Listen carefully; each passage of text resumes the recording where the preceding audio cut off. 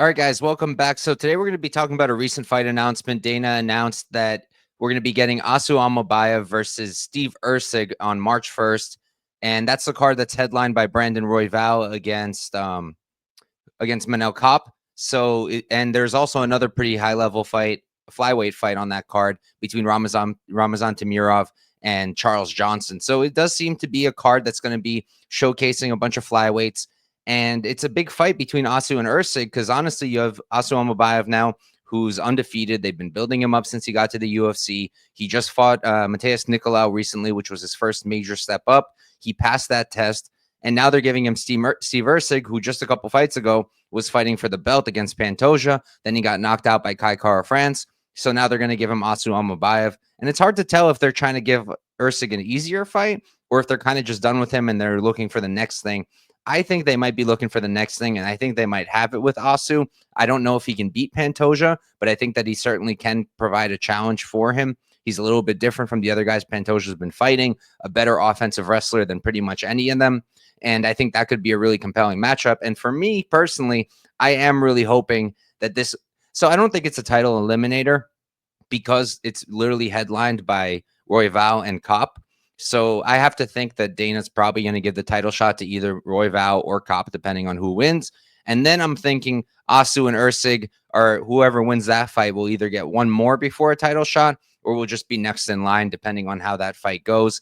I think if Ursig wins, he probably is going to need a couple more. If Asu wins, I think he might be next in line after Kopp or Royval, or he also might need one more. I'm not positive yet. I feel like Ursig is probably enough of a name for it to just be one and done, and he's up for a title shot, but we'll see what happens there. I'm personally really hoping that they do give it to him because I bet Asu Amabayev to be champion by end of 2025. I bet it early last year in 2020, not early, but about halfway through or maybe almost towards the end of 2024. I bet Asu to be champion end of 2025, and I got plus 15,000 on it, which I thought was insane for a flyweight who's undefeated, a great fighter, a really good wrestler, and in a division that it's stacked with unranked talent. Like flyweight, I think is a really good division right now, but it's relatively shallow at the top because Pantoja's beaten everybody, and a few of them he's beaten more than once. So the top of the division, I would say, is pretty shallow. So if you can break through into that top like 10, top 8, you're like one win away from a title shot or one compelling win away from a title shot in flyweight. So I thought that plus 15,000, this is before the Ursig fight got announced. I thought that plus 15,000 was a crazy line. I took it, and I took plus 7,000 as well. I like those two spots. Now now that the Ursig fight's been announced, I don't have the line on DraftKings. I don't know if it's still up. Maybe they took it down. I have no idea. They're weird with New York here. But on BetOnline, Asu Amabayev is now down all the way to plus 2,500. And now that the Ursig fight got announced, I'm kind of considering adding to it because I still think that line is pretty off. Because Steve Ursig, like I said, guy who just fought for the title, 2 fights ago? That's a big name they're giving him. And if he can pass that test, and I do think Asu could beat Ursig, we'll talk about that in a second, then I think he's really live to get that belt. And him versus Pantoja would be a fun fight. And if we get to that point, I can just hedge.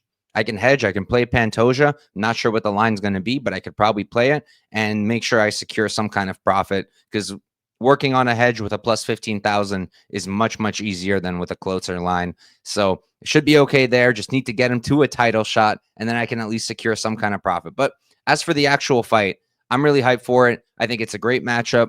Ursig is going to easily be the better striker. There's no doubt in my mind about it. He's a better boxer. He's a fantastic boxer. His chin, I wouldn't say he's chinny, but he has been hurt before the Kai Kara France fight. That's why I ended up betting Kai right before the fight started. I didn't track it or anything because it was too late to track at that point. But Kai was like plus 240 or something. And I was like, all right, I need to take a shot. And he was able to knock Ursig out. I don't think Ursig's chin is terrible, but I do think he seems to be a little bit chinny. Maybe not chinny, but he could be hurt.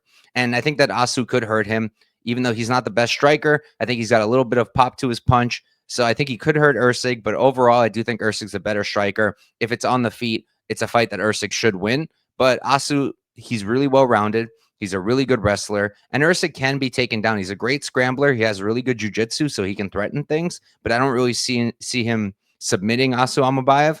And I think Asu can just take him down and control him and win the minutes that way. I know these days we really, for the most part, judges value damage over control now, but that doesn't mean if Usyk lands one or two punches, he's going to win the round, you know? And if Asu's taking him down right away, he's not really going to give him an opportunity to do damage versus control. And Asu's got decent ground and pound in his own right. He can also threaten submissions. It's not like he's a complete fish out of water when it comes to offense on the ground. He definitely can offer some up. And I just think that he probably will win. I'm really curious at what they line it. I think that's another interesting thing that's going to be with this fight. Like, do they make it Usyk's slight favorite because he's I guess, the more experienced UFC guy? He's the one who fought for the title. Or do they make Asu the favorite because he's the one who's undefeated and Usyk's coming off of a loss?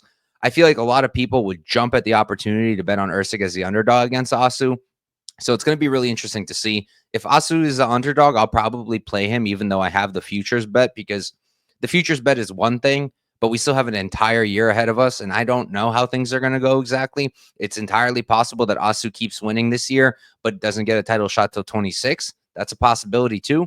So for me, I'll probably, if I get a close line like that, I probably will play Asu because Usyk is maybe a little bit more well-rounded, a little bit more dangerous, but I think Asu's also a really well-rounded guy. He's going to have the offensive wrestling. He's got the cardio to do it for 15 minutes. And I just think that he's probably the next guy in flyweight in terms of a big prospect. So that's it, guys. Thank you for tuning in, and I will catch you next time.